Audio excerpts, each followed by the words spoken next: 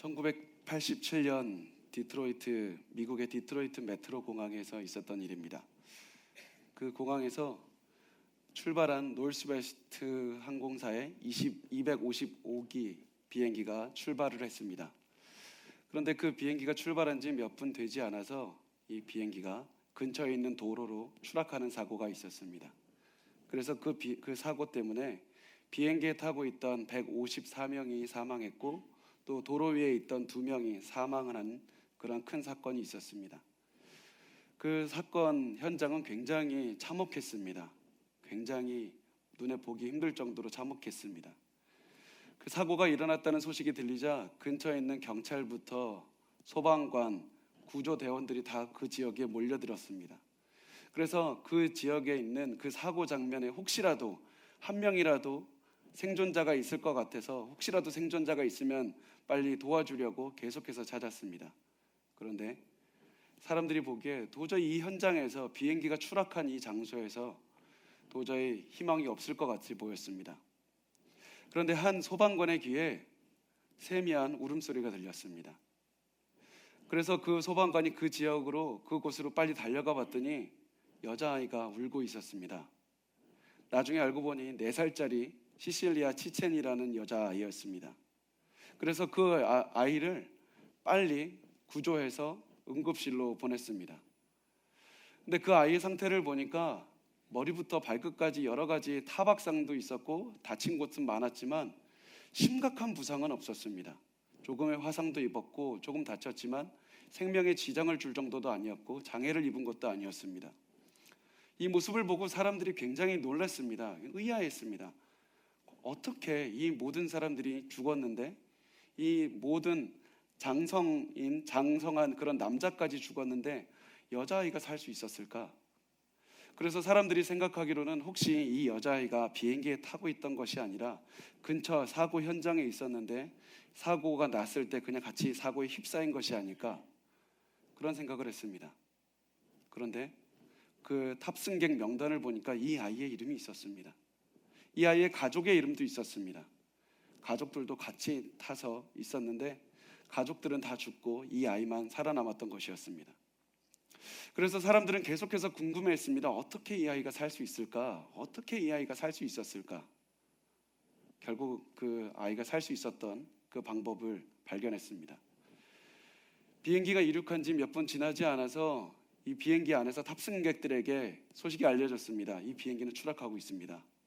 비행기는 이제 추락하고 있다는 그 소식이 모든 탑승객에게 알려졌습니다. 또 한 가지 알려진 것이 이 사람들이 아무리 안전벨트를 매고 있어도 비행기가 추락하는 순간 모두가 다 죽게 될 것이라는 사실도 다 전파가 됐습니다. 그 소식을 들은 이 시실리아 이 4살짜리 여자의 어머니는 어차피 죽게 될 것이라는 소식을 듣자 옆에 앉은 자기 딸의 안전벨트를 풀었습니다. 자신의 무릎 위에 앉혔습니다. 그리고 아이의 팔 위에 자신의 팔을 감쌌습니다. 그리고 아이의 머리 위에 자신의 머리를 감쌌습니다. 그렇게 해서 추락했습니다. 그렇게 해서 추락했을 때 몸의 모든 충격을 어머니의 몸이 다 받아들였습니다.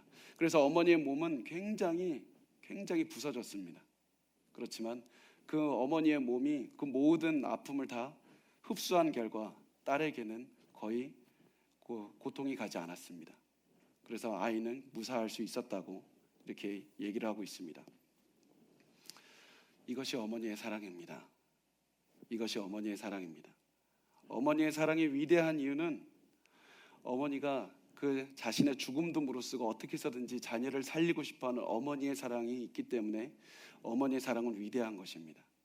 그리고 성경은 어머니의 사랑이 위대하다고 말합니다. 어머니의 사랑이 그 무엇도 꺾을 수 없을 만큼 강하다고 말합니다. 그런데 성경은 거기에 한 걸음 더 나아가서 하나님의 사랑은 어머니의 사랑보다 강하다고 말합니다. 하나님의 사랑은 그 어떤 어머니의 사랑보다도 훨씬 더 강한 사랑이 하나님의 사랑이다. 그 사랑을 생각하라고 말씀합니다. 우리가 그 사랑을 잊지 않았으면 좋겠습니다. 우리가 이 이야기 속의 아이처럼 그 아이가 너무나도 힘들고 어려울 때 그 어머니가 그 아이를 지켜주시고 결국에선 그 아이를 도왔던 것처럼 우리의 삶에서도 어려움이 있고 힘들 때 하나님께서 우리를 돌보신다는 사실을 기억하시기 바랍니다. 성경은 하나님께서 우리가 너무나도 힘들 때 어떻게 해서든지 도우신다, 힘들고 괴로울 때 도우신다, 그 말을 신학적인 용어로 하나님의 긍휼이라고 말합니다. 하나님의 긍휼이라는 말은 힘들고 어려운 사람에게 하나님께서 손을 뻗쳐서 선하시는 그 하나님의 손을 뻗쳐 주시고 도와주신다, 그것을 긍휼하심이라고 말합니다. 하나님의 긍휼하심이 굉장히 잘 나타나 있는 말씀이 오늘 우리가 읽은 예레미야 애가 3장 말씀입니다. 예레미야 애가 3장 1절에서 18절까지의 말씀을 보면 이스라엘은 굉장히 어려웠습니다. 굉장히 힘들었습니다. 어떻게 고백하냐면 내 뼈가 꺾였습니다. 내 살이 다 찢어졌습니다. 내가 너무나도 힘듭니다. 내가 고통을 당하고 있습니다. 사람들이 나를 조롱합니다. 내가 살 소망이 없습니다. 내가 고난이 너무 심해서 하나님, 나는 이제 더 이상 살고 싶지도 않습니다. 내가 무엇을 바라보고 살아가겠습니까? 그러면서 내 환경은 너무 힘듭니다. 이렇게 고백합니다. 그런데 갑자기 이 말씀에 반전이 일어납니다. 예레미야 애가 3장 21절 말씀에 반전이 일어납니다. 우리 같이 한번 읽어보겠습니다. 이것을 내가 내 마음에 담아 두었더니 그것이 오히려 나의 소망이 되었사오면. 내 환경을 볼 때마다 너무 괴로워서 내가 살 소망도 없었습니다. 내가 환경을 생각하고 싶은 마음도 없었습니다. 그런데 똑같은 환경을 바라보는데 갑자기 내게 살 소망이 생겼다고 말을 합니다. 갑자기 그 마음의 변화가 일어난 것이 무엇입니까? 그 이유가 다음 절에 나옵니다. 예레미야가 3장 22절 말씀 우리 같이 읽어보겠습니다. 여호와의 인자와 긍휼이 무궁하심으로 우리가 진멸되지 아니함이니이다. 이 말씀에서 예레미야 선지자는 세 가지 때문에 내게 소망이 생겼다라고 얘기를 합니다. 세 가지가 무엇이냐면 여호와, 인자, 긍휼, 이 세 가지 때문에 내가 살 소망이 생겼다라고 말합니다. 우리가 그 세 가지를 잠깐 살펴보겠습니다. 우선 여호와라는 말씀이 무슨 말씀이냐면 그냥 하나님을 지칭하는 말이다, 그렇게 생각하는 것 이상입니다. 언제 하나님께서 스스로 여호와라고 말씀하셨냐면 모세가 광야에서 아무것도 할 수 없이 장인의 양을 치고 있을 때 찾아가셔서 건져주신 분이 스스로 나는 여호와다라고 말씀하셨습니다. 이스라엘 사람들이 애굽 땅에서 노예 생활을 하면서 내 인생에 소망이 없다라고 말할 때 찾아가셔서 말씀하신 분이 나는 여호와다. 그리고 그 여호와 하나님은 이스라엘 사람들이 광야를 지나가게 하셨고 광야에서 언약을 맺어주셨고 약속하셨고 너에게 복주리라고 약속하셨고 이스라엘이 아무리 많은 죄를 지어도 결국에서는 가나안 땅까지 인도하신 분이 스스로 나는 여호와다, 그렇게 말씀하셨습니다. 그래서 여호와 하나님이라고 말씀하실 때는 언약하신 하나님, 언약을 성취하신 하나님. 그래서 우리가 성경에서 여호와라는 말이 나올 때마다 하나님께서 그 약속하신 것을 말씀하시는구나, 그것을 볼 수 있습니다. 그래서 예레미야 선지자는 과거의 이스라엘에게 언약하신 하나님을 보고 희망이 생겼다고 말을 합니다. 두 번째, 예레미야에게 희망이 생겼던 것은 인자였습니다. 인자라는 말은 히브리어 그 말로 보면 헤세드라는 말입니다. 헤세드는 우리나라 단어와 딱 정확하게 맞는 단어가 없습니다. 그래서 제가 그 헤세드라는 말을 한국말로 굳이 제가 번역을 해보면 이런 말입니다. 하나님의 언약에 기초한 변함없는 사랑, 하나님의 약속에 기초한 변함없는 사랑이 헤세드입니다. 아무리 이스라엘이 죄를 지어도 변함없이 이스라엘을 지키고 사랑하시는 그 사랑이 바로 헤세드입니다. 이 예레미야는 이스라엘과 언약을 맺으시고 또 그 언약을 성취하시는 하나님의 사랑을 볼 때 내가 그것을 볼 때 이스라엘의 소망이 있다. 그래서 이 인자하심을 보고 예레미야는 내게 소망이 있다고 말했습니다. 마지막으로 예레미야는 소망의 근거로 긍휼을 말합니다. 그런데 여러분 잘 한번 생각해 보십시오. 제가 이 말을 듣고 굉장히 의아했습니다. 하나님의 좋은 것들이 많습니다. 하나님의 사랑을 보고 내게 소망이 생겼다, 하나님의 능력을 보고 소망이 생겼다, 하나님의 크신 지혜를 보고 내게 소망이 생겼다, 이렇게 말할 수 있습니다. 그런데 예레미야는 하나님의 긍휼하심을 보고 내게 소망이 생겼다라고 말을 합니다. 도대체 예레미야가 왜 그럴까요? 이 긍휼이를 뜻하는 히브리 단어가 이런 단어입니다. 라하밈이라는 단어가 긍휼을 뜻하는 단어입니다. 근데 이 히브리 단어 라하밈을 어떠한 단어냐면 이 단어는 레헴이라는 그 히브리 단어의 복수형입니다. 이해가 가시죠? 이 긍휼을 뜻하는 히브리 단어가 라하밈인데 이 단어는 레헴이라는 단어의 복수형입니다. 그럼 레헴은 무슨 말이냐? 레헴은 바로 여성의 자궁을 뜻합니다. 여성의 자궁을 뜻하기 때문에 이 라하밈이라는 그 긍휼을 뜻하는 말을 그 말 그대로 해석하면 무슨 말이냐면 많은 자궁이라는 뜻입니다. 굉장히 이상한 말씀입니다. 왜 하나님께서는 긍휼하심, 그냥 많이 사랑한다, 불쌍히 여기신다 이러면 됐지 왜 많은 자궁이라는 단어를 쓰실까요? 여러분 잘 생각해 보면 아이가 탄생하고 아이가 생기고 그 아이가 자라나고 그 탄생할 때까지 기다리는 곳이 바로 여성의 자궁입니다. 한 생명이 만들어지는 곳입니다. 한 인간이 가장 연약한 존재에서 조금씩 자라나서 결국에서는 그 혼자 살 수 없을 때 가장 잘 지켜주는 곳이 바로 여성의 자궁입니다. 그래서 한 인간에 대한 소중함과 그 사랑에 그 집약되어 있는 그곳이 바로 자궁입니다. 그래서 이 자궁은 자식을 향한 엄청난 어머니의 사랑을 상징하고 있습니다.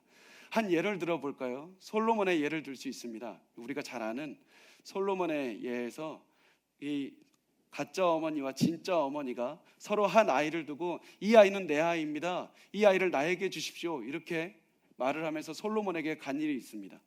솔로몬이 그것을 보고 이 아이를 반으로 갈라서 이 양쪽 여자분에게 주어라 라고 할 때 진짜 어머니가 어떠한 말을 하는지 아십니까? 열왕기상 3장 26절의 말씀 우리 한번 같이 읽어보겠습니다. 그 산 아들의 어머니 되는 여자가 그 아들을 위하여 마음이 불붙는 것 같아서 왕께 아뢰어 청하건대 내 주여 산 아이를 그에게 주시고 아무쪼록 죽이지 마옵소서 하되 다른 여자는 말하기를 내 것도 되게 말고 내 것도 되게 말고 나누게 하라 하는지라. 여기에서 이 아이의 어머니가 마음이 불붙는 것 같다고 할 때 이 마음이 바로 라하밈입니다. 어머니의 마음이 있습니다. 이 어머니가 아이를 그 품었던 그 속에서부터 끓어오르는 그 마음이 있습니다. 그 사랑을 도저히 주체할 수 없어서 그 아이가 죽는다는 사실을 깨닫게 되자 절대 안 됩니다. 그 아이를 살려달라고. 그래서 그 열정과 사랑과 그 엄청난 마음으로 제발 그 애를 살려달라고. 그래서 그 마음이 불붙는 것 같았다고. 그 나의 자궁이 불붙는 것 같이 너무나도 고통스러운 그 마음을 가지고 얘기했던 것이 바로 라하밈입니다. 그 아이를 생각할 때 도저히 살려달라고 애끓는 어머니의 마음이 바로 그 어머니의 사랑을 바로 긍휼이라고 말합니다. 여러분 하나님은 여러분에게 나는 너를 사랑한다 단순히 이렇게 말하지 않습니다. 대신 하나님께서 우리에게 뭐라고 말씀하시냐면 내가 너희를 위한 자궁이 굉장히 많이 있다. 나는 굉장히 많이 너를 품을 수 있는 자궁이 많이 있다. 너의 어머니는 너를 위한 자궁이 하나밖에 없었지만 난 너무나도 많이 있다. 난 너를 사랑한다 내 자녀야. 이렇게 말씀하시는 것이 하나님께서 말씀하시는 긍휼입니다. 그래서 예레미야 선지자가 하나님의 긍휼을 생각할 때 나의 인생에 소망이 생겼다. 이스라엘의 인생에 소망이 생겼다. 하나님의 긍휼하심이 엄청나다라고 말하는 것입니다. 그래서 예레미야 애가 3장 22절에 어떻게 말하는지 다시 한 번만 읽어보겠습니다.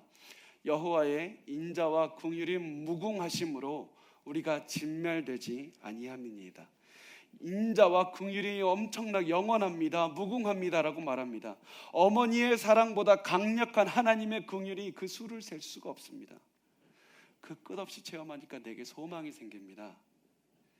예레미야는 하나님이 이스라엘 향해 가지고 있는 그 사랑을 봤더니 내게 살 소망이 생겼습니다.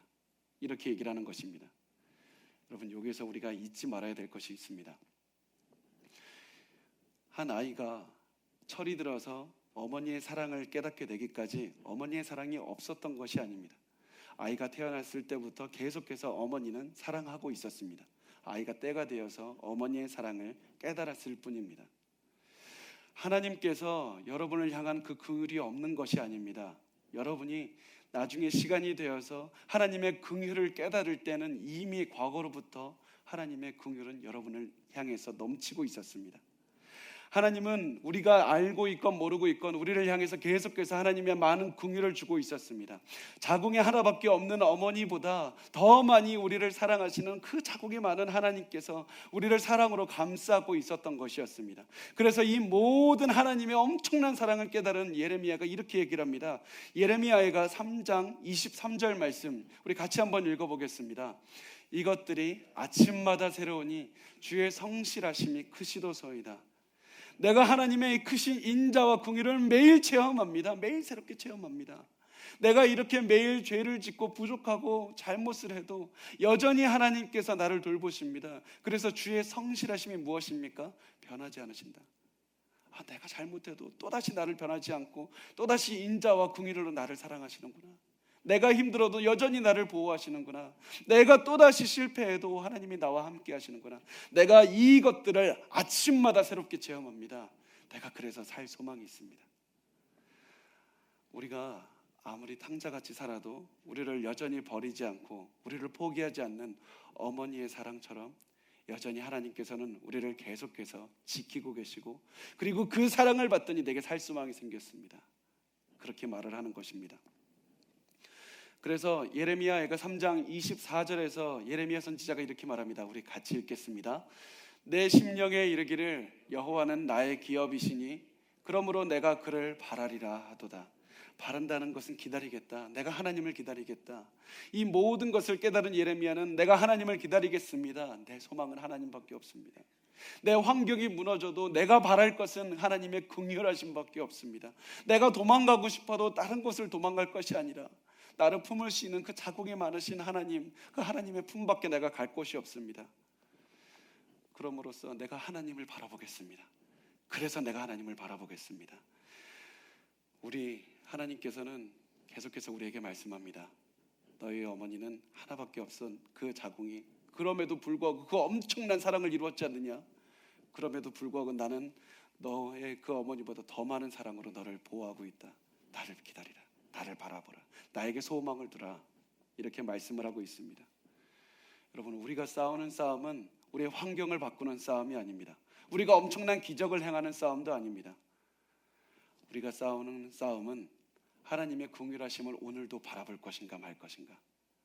우리를 감싸고 보호하고 계시는, 우리가 너무나도 연약해서 울고 있을 때 우리의 그 눈물을 닦아주시는 그 긍휼이 많으신 하나님을 바라볼 수 있는 것인가, 못 볼 것인가, 그 싸움을 하고 있다는 사실입니다. 여러분, 어려울 때일수록 하나님의 긍휼하심에 의지하십시오.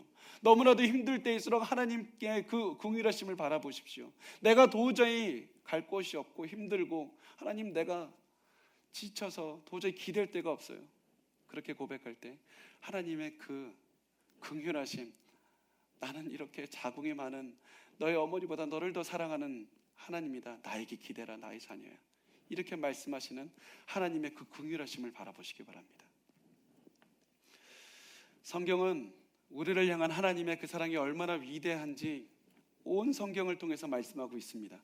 우리 이사야서 46장 1절에서 2절 말씀을 우리 같이 한번 읽어보겠습니다. 같이 읽겠습니다. 벨은 엎드려졌고 느보는 구부러졌도다. 그들의 우상들은 짐승과 가축에게 실렸으나 너희가 떠매고 다니던 그것들이 피곤한 짐승의 무거운 짐이 되었도다.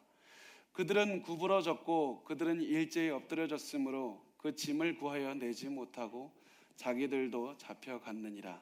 아멘. 여기서 벨과 느보는 바벨론 사람들이 섬기던 우상입니다. 벨은 신들의 신이라고 불렸고 느보는 지혜의 신이라고 불렸습니다. 누구보다 높은 신으로 섬겼습니다. 그런데 하나님께서 이 벨과 느보를 심판하셨다 말씀합니다. 그래서 이 벨과 느보가 오히려 사람들을 구하지 못하고 오히려 이 돌과 나무로 만든 짐밖에 되지 못해서 안 그래도 지친 가축들이 메고 돌아다녀야 되는 짐밖에 되지 못했다 이렇게 말씀합니다. 그런데 중요한 사실은 하나님께서 벨과 느보를 치셨다는 사실보다 더 중요한 것은 벨과 느보가 바벨론의 신이었기 때문에 치셨다는 사실입니다. 왜 바벨론의 신을 치셨습니까? 왜냐하면 바벨론이 이스라엘을 괴롭히고 있었기 때문입니다.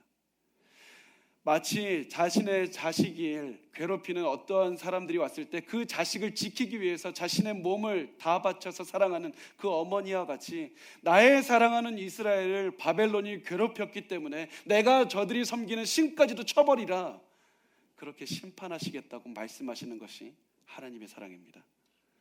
그래서 하나님께서는 이 모든 이스라엘을 힘들게 하는 자들의 신들을 쫓아내버렸다라고 말씀하시면서 다음 절에 이렇게 말씀합니다. 이사야서 46장 3절 말씀입니다. 우리 같이 읽어보겠습니다. 야곱의 집이여, 이스라엘 집에 남은 모든 자여, 내게 들을지어다. 배에서 태어남으로부터 내게 안겼고 태에서 남으로부터 내게 업힌 너희여. 이스라엘이 태어날 때부터 어머니가 엎은 것이 아니라 하나님께서 태어나게 하셨고, 하나님께서 너무나도 기뻐서 안으셨고, 하나님께서 업고 다니셨다, 하나님께서 길러주셨다. 마치 어머니처럼 하나님께서 이스라엘 너무 좋아서 그렇게 다 기르셨다. 이스라엘은 지금까지 어머니가 있거나 자기 혼자 성장했다고 믿었지만 그 자리마다 하나님께서 내가 너를 아이기처럼 길렀다라고 말씀합니다. 그 다음 절에 이렇게 말씀합니다. 이사야서 46장 4절 말씀입니다. 같이 읽겠습니다. 너희가 노년에 이르기까지 내가 그리하겠고 백발이 되기까지 내가 너희를 품을 것이라. 내가 지었은즉 내가 업을 것이요 내가 품고 구하여 내리라. 아멘. 앞으로도 하나님께서 이스라엘을 돌보실 것인데, 너희가 이젠 내가 백발이 됐습니다, 내가 나이가 너무 들었습니다, 내 주위에 아무도 없는 것 같습니다, 나를 돌보는 사람이 없는 것 같습니다, 이럴 때에도 하나님 말씀합니다. 너는 여전히 내 사랑하는 자식이다. 내가 여전히 너희들을 안고 다닐 것이고, 내가 여전히 너희들을 돌볼 것이고, 내가 여전히 너희들을 업고 다닐 것이다. 내가 너희들이 어머니보다 더 사랑하는 내가 바로 그 하나님 아버지다. 그렇게 우리를 돌보겠다고, 나이가 들어서까지 우리와 함께 하겠다고 약속하시는 분이 하나님이십니다. 네, 이 4절 말씀에 조금 좀 부각되지 않게도 있지만 제가 조금 더 이 히브리 말을 살려서 어떤 말이 부각이 되는지 조금 더 제가 한번 번역한 것을 읽어보겠습니다. 4절은 이렇습니다. 너가 나이가 들 때까지 내가 그 사람이다. 백발이 될 때까지 내가 너를 데리고 다니겠다. 내가 너를 만들었고 내가 품을 것이고 내가 데리고 다닐 것이고 내가 구하리라. 내가 너희가 힘들었을 때마다 함께했던 사람은 너희의 어머니도 아니고 너희의 친구들도 아니고 그 어떤 누구도 아닌 바로 나였다. 너희가 태어날 때부터 있었던 것이 바로 나였다. 너희가 때로는 혼자 있다고 느꼈지만 그럼에도 불구하고 그때 바로 내가 있었다. 나다. 나를 기억해라. 앞으로 너희가 어디를 가든지 어려움이 있을 것이다. 그렇지만 내가 너와 함께하리라. 내가 너희를 구하리라. 이 말씀을 하시면서 계속해서 내가 라고 말씀합니다. 그러면서 하나님께서 우리에게 말씀하시는 것은 너는 내 마음을 알겠니? 내가 너희를 얼마나 사랑하는지 그 마음을 알겠니? 너희들은 어머니가 너희들을 낳고 길렀다고 생각하지만 사실은 내가 길렀단다. 내 사랑하는 자녀야. 여러분, 하나님은 우리를 향한 자궁이 굉장히 많으신 사랑이 넘치는 하나님입니다. 그래서 우리가 아무리 어려운 환경에 있어도 두려워할 필요가 없습니다. 우리가 아무리 어려운 환경에 있어도 용기를 가질 수 있습니다.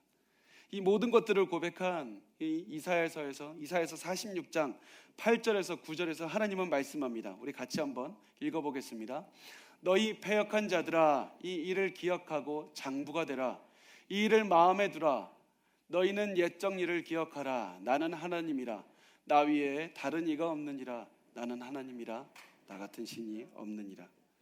패역한 자들은 죄를 짓는 사람들을 말합니다. 죄 짓는 자들아, 너희들이 이렇게 죄를 지었으니 나는 너희를 이제 떠나리라. 너희들은 나를 떠나가라. 너희가 이제부터 나와 아무런 상관이 없다. 이렇게 말씀하시는 것이 아니라 죄 짓는 자들아, 과거를 기억하고 장부가 되라. 마치 아무리 아들이 불효를 저질러도 그 아들을 포기하지 않고 끝까지 사랑하시면서 지키는 그 어머니의 사랑처럼 하나님께서도 죄를 짓는 이스라엘 사람들에게 너희가 이제는 절망이다, 소망이 없다라고 말씀하시는 것이 아니라 과거에 너희를 사랑하신 그 하나님을 기억하고 용기를 가져라. 내 자식아, 가슴을 펴라. 내 자식아, 너무나도 힘들어도 도망다니지 말고 힘들어하지 말고 내가 너희를 업고 키웠다는 사실을 기억해라. 하나님만이 너희를 구한다는 너희의 하나님이라는 사실을 반드시 기억해라. 그리고 옛적에 너를 위해서 얼마나 많은 일을 하면서 내가 너를 구했는지 그 사실을 기억해라. 그리고 그 사실을 기억하고 용기를 가져라. 나는 누구보다도 너를 사랑하시는 하나님이시단다. 그것을 말씀하고 있었습니다. 제가 이 말씀을 묵상하면서 사실 궁금해졌습니다. 하나님, 우리 이렇게 사랑하시면 내 삶은 왜 이렇게 고난이 많습니까? 하나님, 나를 사랑하신다면 왜 내 삶에 눈물이 있었습니까? 내가 정말 모든 걸 다 포기하고 싶은 순간도 있었습니다. 다 정말 힘들었습니다. 아무도 내 주위에 없는 것 같았습니다. 정말 어려웠고 외로웠습니다. 하나님, 그렇다면 내 주위에서 손이라도 한번 잡아주시고 내 눈물이라도 한번 닦아주시는 하나님, 그런 체험을 하게 하시지 내가 왜 지금 이런 순간에 어려움을 체험하고 있습니까? 하나님, 내가 왜 고난 겪고 있습니까? 하나님, 나를 진정으로 사랑하십니까? 그런 고백을 할 때가 있습니다. 이런 마음을 이스라엘도 겪었습니다. 이스라엘의 고백이 바로 이것이었습니다. 이스라엘의 질문이 이것이었습니다. 우리 이사야서 49장 14절 말씀 우리 같이 한번 읽어보겠습니다. 오직 시온이 이르기를 여호와께서 나를 버리시며 주께서 나를 잊으셨다 하였거니와. 내 환경이 너무 어려워서 하나님 나 잊은 것 같습니다. 하나님, 내 기도 들으시긴 하십니까? 내가 기도하는 게 하나님께 올라가긴 합니까? 하나님, 올라가도 그것을 상관이나 하십니까? 하나님, 내 기도 잊어버리셨지 않습니까? 나를 잊었지 않으셨습니까? 이때 하나님께서 이스라엘에게 말씀합니다. 이사야서 49장 15절 말씀 같이 읽어보겠습니다. 여인이 어찌 그 젖먹는 자식을 잊겠으며 자기 태에서 난 아들을 긍휼히 여기지 않겠느냐. 그들은 혹시 잊을지라도 나는 너를 잊지 아니할 것이라. 여기서 어머니가 자기가 낳은 아들을 긍휼히 여겨야 한다고 할 때 그 긍휼도 라함, 똑같이 자궁을 상징하는 말씀을 하고 있습니다. 어머니의 사랑이 위대한 것을 너가 알지 않느냐? 어머니가 그 자식을 잊겠느냐?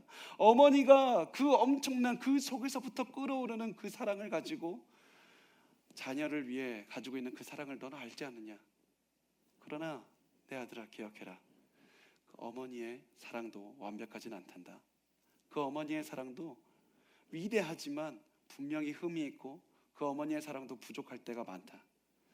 그렇지만 내 사랑은 어머니의 사랑에 비교할 수 없을 정도로 엄청나다. 이 말씀을 하고 있습니다. 그래서 이사야서 49장 16절 말씀 하나님께서 이렇게 말씀하십니다. 우리 같이 읽어보겠습니다. 내가 너를 내 손바닥에 새겼고 너의 성벽이 항상 내 앞에 있나니. 내가 너를 내 손바닥에 새겼다고 말씀합니다. 그런데 많은 분들이 이 말씀을 보고 이렇게 생각합니다. 마치 우리가 펜을 가지고 손바닥에서 무엇인가 기억하기 위해서 글씨를 쓰는 것처럼 생각합니다. 그러지 않습니다. 하나님의 기억력이 모자라서 우리의 이름을 기억하기 위해서 손바닥에 글씨를 쓰지는 않습니다.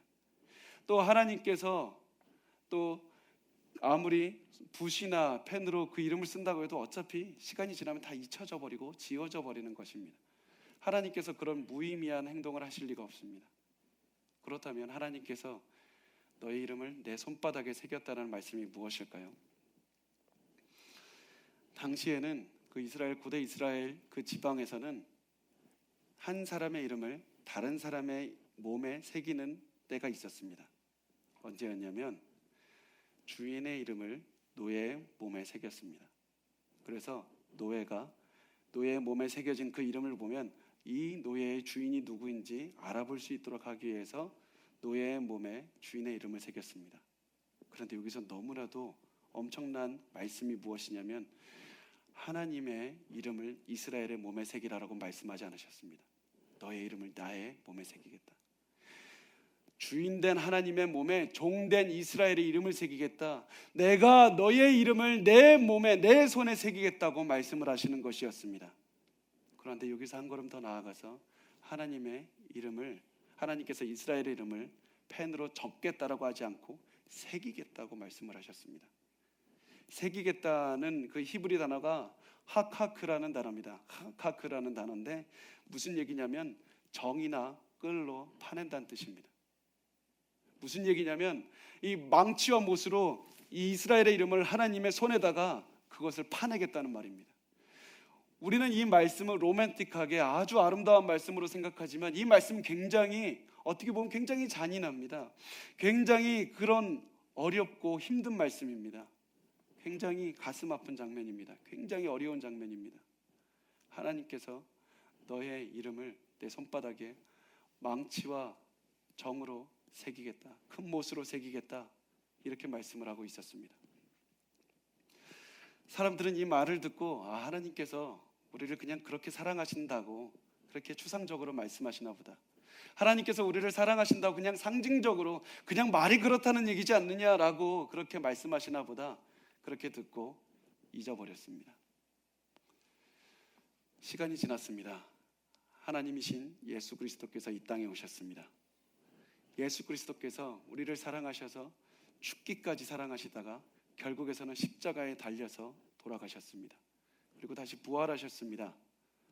그 부활하신 예수 그리스도의 소식이 제자들에게 전파됐고 도마에게도 전파가 됐습니다. 도마가 이렇게 얘기를 했습니다. 내가 그 손에 있는 자국을 보지 못하면, 못자국을 보지 않으면 내가 믿지 아니하겠다. 그런 도마에게 예수님께서 찾아가셔서 이렇게 말씀하셨습니다. 요한복음 20장 27절 말씀 우리 같이 한번 읽어보겠습니다. 도마에게 이르시되 내 손가락을 이리 내밀어 내 손을 보고 내 손을 내밀어 내 옆구리에 넣어보라. 그리하여 믿음 없는 자가 되지 말고 믿는 자가 되라. 예수님께서 도마에게 망치와 못으로 새겨진 그 구멍을 보여주셨습니다. 예수님께서 그 구멍을 보여주셨을 때 무엇이 우리에게 알 수 있습니까? 사람들은 이사야서 49장 16절에 하나님께서 망치와 못으로, 큰 못으로 그 하나님의 손바닥에 이스라엘의 이름을 새기겠다고 하셨을 때 상징적이겠지, 그냥 그렇다는 얘기겠지라고 하면서 넘어갔습니다. 그런데 사실은 예수 그리스도께서는 오히려 십자가에 달려서 큰 망치와 큰 못으로 그 구멍을 뚫리면서 사실은 그냥 구멍이 아니라 이스라엘의 이름을 쓰고 계셨고 도마의 이름을 그 손바닥에 새기셨고 여러분의 이름을 그 손바닥에 새기셨던 것이었습니다. 그래서 그 손바닥에 새긴 도마의 이름을 가지고 도마에게 보여주면서 도마야, 이 손을 봐라. 너의 이름이 새겨져 있지 않느냐. 너는 이것을 보고 믿음 없는 자가 되지 말고 믿음 있는 자가 되라. 다시 말하면 도마야, 내가 너를 사랑한다. 내가 이만큼 너를 사랑한다. 예수님은 우리의 이름이 새겨진 손바닥을 우리에게도 내미시면서 내 손바닥에 새겨진 너의 이름을 보느냐? 내가 너를 사랑하는 것이 얼마나 큰지 알겠니? 예수님은 우리를 향한 그 사랑을 증명하셨습니다. 그리고 예수님은 그 사랑을 보고 너희는 나를 믿으라 라고 말씀하시고 계십니다. 한 목사님의 어린 시절 얘기를 들은 적이 있습니다. 그 목사님께서 고향에서는 강 근처에 사셨다고 합니다.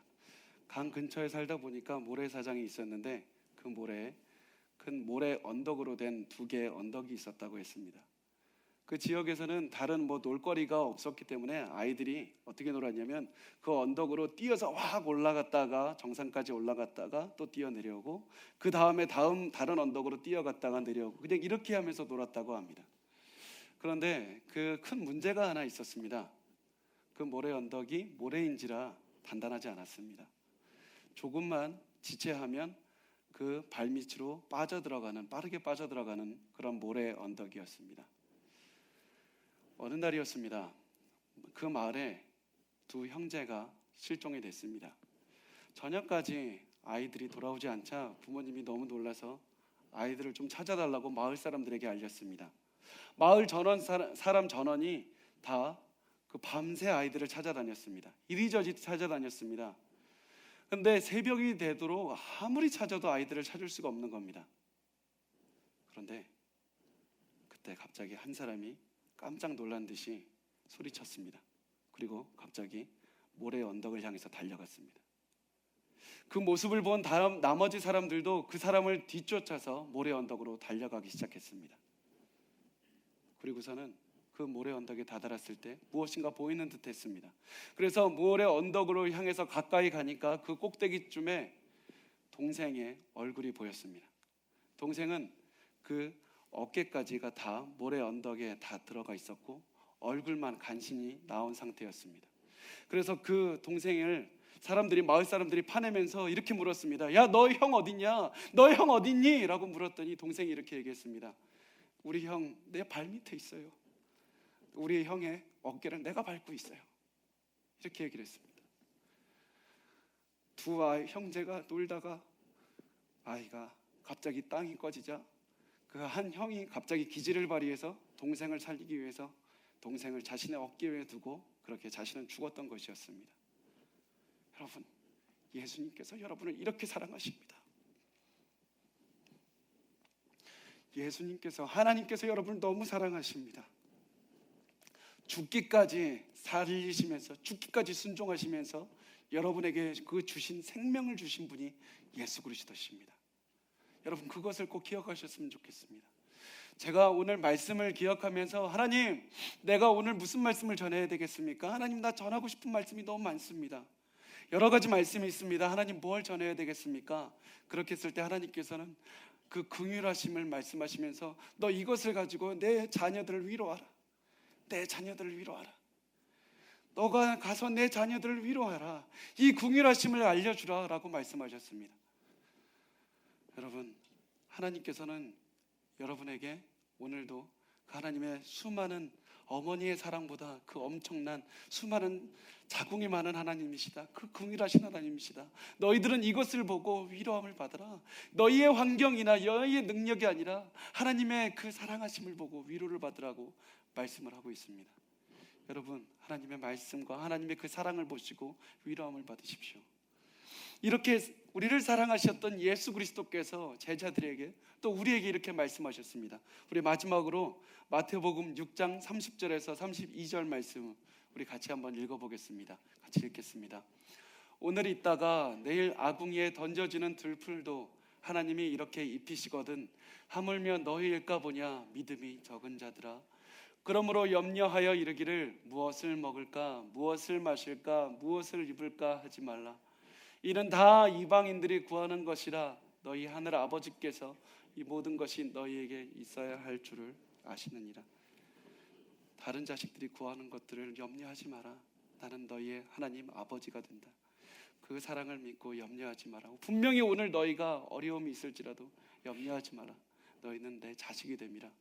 내가 너를 얼마나 사랑하는지 알겠니? 그것을 보고 염려하지 말고 안심하고 위로를 받으라. 그 말씀을 오늘 여러분들에게 하나님께서 하고 계십니다. 여러분, 꼭 그 하나님의 사랑으로 위로받는, 힘을 얻는 담대함이 생기는 그런 하루가 되기 바라고, 한 주가 되시기 바라고, 한 해가 되시기 바라고, 한 인생이 되시기를 바랍니다.